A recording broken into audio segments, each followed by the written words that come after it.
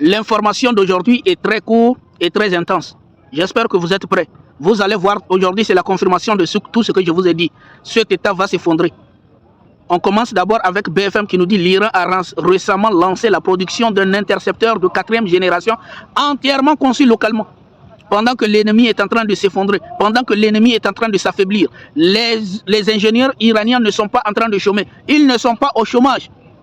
Ils sont toujours en train de produire de nouvelles armes. l'Iran a récemment lancé la production d'un intercepteur de 4e génération entièrement conçu localement. Ça, c'est la nouvelle réalité. Pendant ce temps, l'armée qui a des enfants, qui s'attaque à des hôpitaux, qui s'attaque à des ambulances, regardez ce qu'elle fait. Elle est toujours en train de commettre sa malhonnêteté ici. Là, on nous dit l'armée israélienne a détruit le monastère et l'école des sœurs de Saint-Sauveur. Les chrétiens qui soutiennent ces gens-là, comme aux États-Unis, là, regardez ceux qui sont en train de soutenir, hein. Ceux qui s'en prennent seulement à des enfants, des hôpitaux, des écoles, des crèches, des monastères, des églises, c'est tout ça. Ça, c'est la puissance de l'armée israélienne. S'en prendre à des innocents, des écoles, des enfants, des crèches, des hôpitaux, ça c'est ça. Mais j'ai déjà dit, ça là, au fait, ça signifie quoi? Quand vous voyez une armée seulement qui, lui, sa cible, c'est uniquement les hôpitaux, les écoles, les crèches, les monastères, les églises, les mosquées, les ambulances, c'est une armée au bord de l'effondrement. Ça, c'est un signe de désespoir.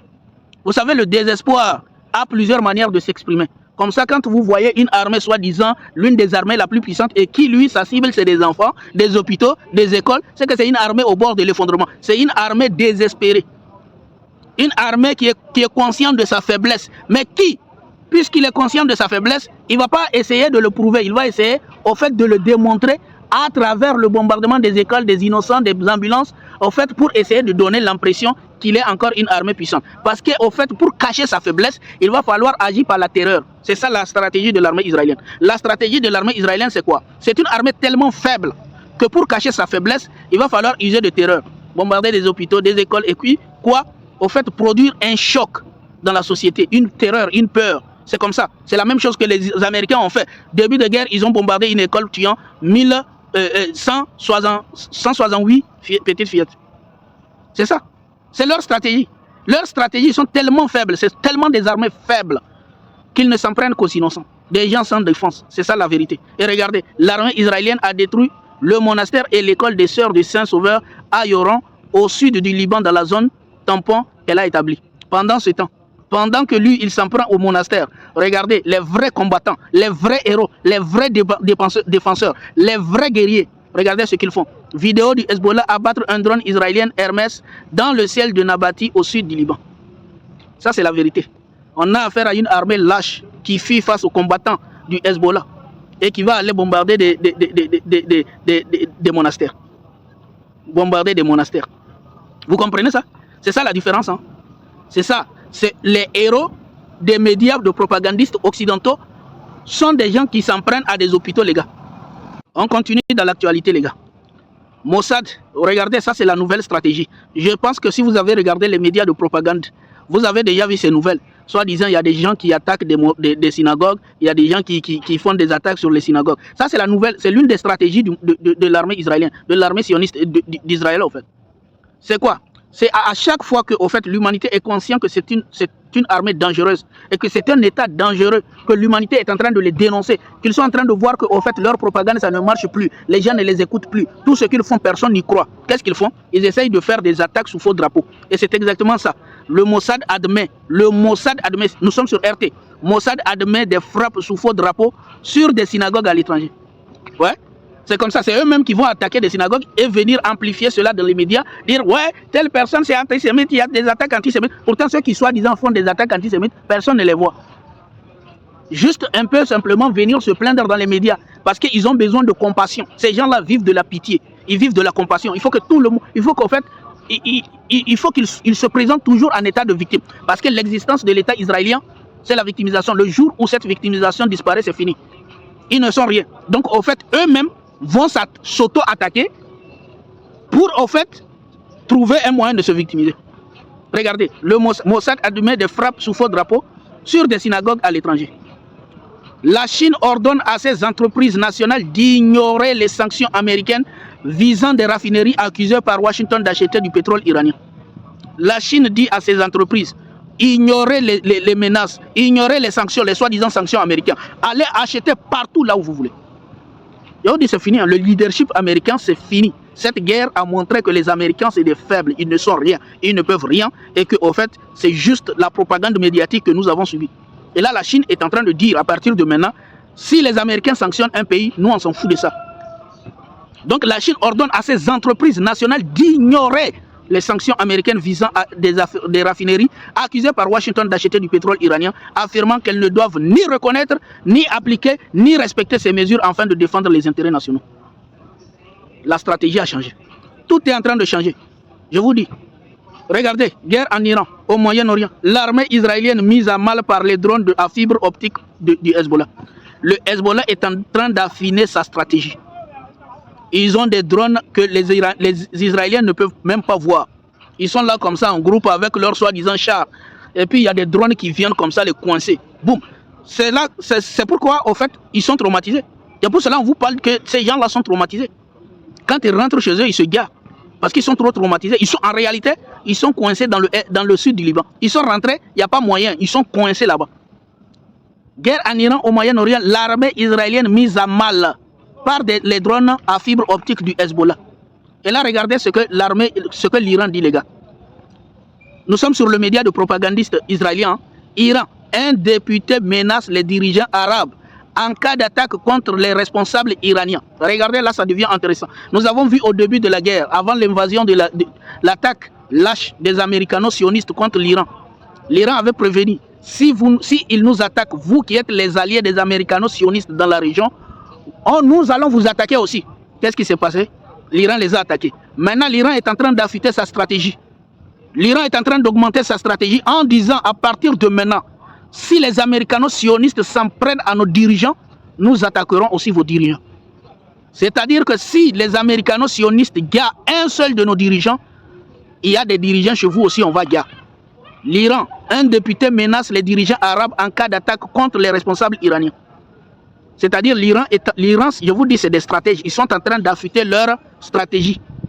Si maintenant, nous avons vu qu'au début de la guerre, vous avez offert vos bases aux américano-sionistes, vous qui êtes les alliés, les traîtres de la région, vous avez permis à ce que des écoles, des enfants soient bombardés dans notre pays, des raffineries, tout ce qui a été détruit. C'est vous qui avez permis. Des dirigeants qui ont été gars dans nos pays. À partir de maintenant, s'il y a un dirigeant de chez nous qui est gars, vous serez gars aussi. C'est ça la nouvelle stratégie. Vous n'êtes pas à l'abri. C'est-à-dire, si maintenant ils attaquent un de nos dirigeants, on va vous gars aussi. L'Iran affirme avoir récemment lancé la production d'un intercepteur de 4e génération entièrement conçu localement. Regardez, là, nous sommes sur Al Jazeera. Mais que nous dit Al Jazeera, les gars? Qu'est-ce que Al Jazeera nous dit? Al Jazeera nous dit quoi? Le Hezbollah utilise de plus en plus de nouveaux types d'armes. Dans son combat contre Israël, le groupe utilise de petits drones à fibre optique pour attaquer des soldats et des chars israéliens à l'intérieur du Liban. Ils sont bon marché, très difficiles à détecter et ne peuvent pas être brouillés. Je vous dis, l'armée israélienne est coincée. On a déjà vu, non? C'est une armée coincée, les gars. On a déjà vu. On a déjà vu qu'ils sont coincés. À partir de maintenant, ils sont coincés au Liban. C'est pas pour rien qu'ils sont en train de chauffer. Parce que le Hezbollah a affûté sa stratégie. Et je vous dis, la stratégie d'une armée désespérée comme l'armée israélienne, une armée au bord de l'effondrement, une armée incapable et faible comme l'armée israélienne, la seule stratégie, c'est de se mettre à bombarder des immeubles, des hôpitaux, etc. C'est la seule chose. Hein. Alors qu'ils sont en train de souffrir sur le front. Ils sont en train de souffrir sur le terrain. Le Hezbollah déchaîne une attaque de drones sur les positions israéliennes. Nous sommes sur Sputnik. Des images nouvelles publiées par le Hezbollah, par les troupes du Hezbollah, montrent des drones lancés contre des troupes israéliennes près de la ville de Bla, dans le sud du Liban. Regardez. Donc, c'est-à-dire que dans toutes les positions, l'armée israélienne est en train de souffrir. C'est-à-dire sur toutes les positions, ils sont encerclés par l'Iran. Et regardez là, ça devient intéressant, les gars. Nous sommes sur France Info. Mais qu'est-ce que France Info nous dit? Les gars, nous sommes sur France Info. Qu'est-ce que France Info nous dit? On a déjà vu que l'armée israélienne est troublée. On a déjà vu ça ici. On a documenté tout. Que les médias américano-israéliens et les médias occidentaux, dans leur généralité, ont documenté que l'armée israélienne est traumatisée. On a déjà vu ça. On a déjà vu aussi que le Haaretz a fait un rapport démontrant que des millions d'Israéliens sont traumatisés. Ça aussi, on a publié ça ici. Vrai ou faux? Je vous ai tout documenté sur cette chaîne. Maintenant, qu'est-ce que le média France Info nous dit? Israël, on est dans un état de post-trauma qui ne finit pas. Regardez, hein? Nous sommes sur France Info. Israël, on est dans un état de post-trauma qui ne finit pas. Le pays se vide de ses élites. On a déjà vu l'ancien chef du Mossad qui a dit « J'ai honte d'être juif » quand je vois ce qui est en train de se passer. C'est-à-dire même les anciens dirigeants sont en train de se désolidariser. À partir de maintenant, c'est fini. Je vous ai dit, Israël a tous les symptômes d'un état au bord de l'effondrement. Ça, personne ne peut prouver le contraire. Hein. Israël a tous les symptômes d'un état au bord de l'effondrement. Et vous allez voir, prenez note. En tout cas, si vous êtes là, vous allez tout voir. C'est un état qui dépend entièrement, que ce soit économiquement ou militairement, de l'extérieur. Pendant ce temps, nous sommes en train de voir la stratégie de ses ennemis est en train de s'affûter. Le Hezbollah est en train de se renforcer. Le Hezbollah devient de plus en plus fort. Le Hamas devient de plus en plus fort. L'Iran, on ne parle même pas. Il y a les Houthis qui attendent aussi seulement. C'est-à-dire dans la région, c'est fini pour eux. C'est un état qui ne peut pas vivre. Vous ne pouvez pas vivre dans une région si vous avez tous ces ennemis-là. Ce n'est pas possible. Donc on nous dit France Info. Israël est un état. Et Israël, on est dans un état de post-trauma qui ne finit pas. Le pays se vide de ses élites, alerte Vincent Lamine, historien, professeur à l'université Gustave Eiffel et auteur de Jérusalem, l'histoire n'est jamais écrite. C'est ça la réalité. On a déjà vu aussi des intellectuels juifs qui alertent sur la probable fin de cet état. Parce qu'Israël, comme je l'ai dit, c'est un état qui va bientôt partir. D'où ils sont venus. Al Jazeera.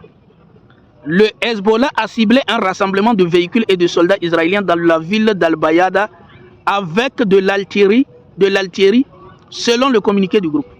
Ils sont toujours en train de souffrir. Hein, parce que le Hezbollah, il se trouve que le Hezbollah ne sont pas des enfants de 8 ans. Ce ne sont pas des enfants de 8 ans. Donc il est difficile. C'est des gens, si tu t'en prends à eux, ils vont riposter.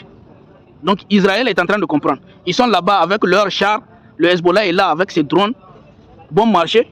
Et il est en train de les traumatiser. C'est pas pour rien que quand ils quittent le front, quand les soldats israéliens quittent le front, quand ils vont à la maison, ils se garent. C'est pas pour rien. Tout est documenté ici. Là, regardez, hein, pendant qu'ils sont en train de souffrir ici, regardez Donald Trump qui est en train de vouloir fuir pour les laisser. Nous sommes sur TV5. Le président américain l'assure, les hostilités avec l'Iran sont terminées. Les gars, ils sont en train de s'enfoncer et puis le monsieur là, il veut fuir.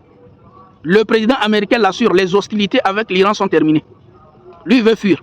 Regardez, l'Iran se dit prêt soit à reprendre la guerre, soit à négocier, affirmant que la balle est dans le camp des États-Unis. C'est-à-dire, si vous voulez négocier, il n'y a pas de problème. Vous connaissez nos conditions. On a déjà démontré nos conditions. En réalité, les États-Unis veulent fuir. Pourquoi? Parce qu'ils ont compris qu'au fait, c'est fini. Ils sont déjà coincés et qu'il n'y a plus de sortie. Et déjà, quand il dit qu'au fait, c'est fini, ça veut dire tout simplement qu'il accepte les conditions de l'Iran. Tout simplement. Et c'est ça les Iraniens disent. Vous n'avez que deux choix. Soit vous acceptez les conditions, soit on continue la guerre. L'Iran se dit prêt soit à reprendre la guerre, soit à négocier, affirmant que la balle est dans le camp des États-Unis. Nous sommes sur BFM. C'est-à-dire vous n'avez que deux choix. Soit vous acceptez nos conditions et la guerre est terminée avec vous, soit on reprend la guerre. Tout simplement. C'est les deux conditions. L'Iran ne leur donne pas le choix. Il leur donne tout simplement deux conditions. Vous acceptez nos conditions de négociation, et ça c'est un aveu d'échec, de défaite des Américains, soit on reprend la guerre.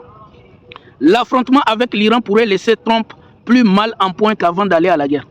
C'est fini pour ce monsieur. Hein. C'est fini pour eux. Je vous ai dit, les Iraniens ne sont pas des enfants de 8 ans.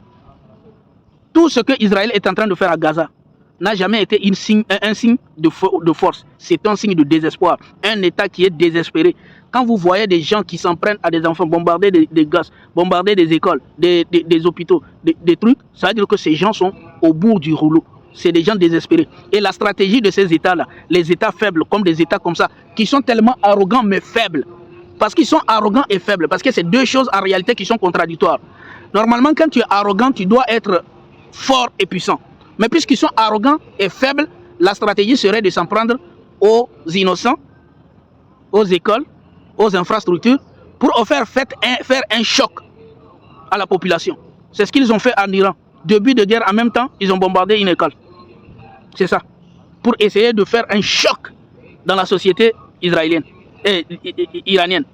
Mais sauf que les Iraniens ont encaissé et ils ont continué à les humilier. C'est comme ça, je vous dis. Et là où ils sont là où Israël est là, tout ce qu'il est en train de faire, ça va se retourner contre eux. Parce que tôt ou tard, je vous dis, leur stratégie est simple. Hein. Ils n'ont que deux choix. Soit ils acceptent la défaite et ils se retirent complètement en MEF. On ne parle plus d'État d'Israël. Soit ils continuent dans leur cupidité en pensant qu'ils vont réussir à gagner tous les gens de la région. Et là, ils ne feront qu'attiser la douleur future qui viendra. Parce que tous ces gens à qui ils ont fait du mal vont se venger. C'est ça. Mais ceux qui sont venus coloniser l'Algérie, là, avec tout ce qu'ils ont fait là, ils sont où? Ceux qui ont colonisé le Congo, nous avons vu tout ce qu'ils ont fait au Congo, ils sont où? Ceux qui ont l'Afrique du Sud. Aujourd'hui, en Afrique du Sud, même si l'Afrique du Sud, aujourd'hui, on va parler de ça, on a déjà parlé de ça sur l'autre média, mais l'Afrique du Sud, là, les Blancs, ils ne sont plus dans la même position dans laquelle ils étaient à l'époque de l'apartheid. Parce que tout a changé. Et ça va changer aussi de leur cas. Et ils vont comprendre la situation. La roue finit toujours par tourner. Merci beaucoup si vous êtes arrivé jusqu'à là. On se dit à très bientôt pour une nouvelle vidéo. Portez-vous bien.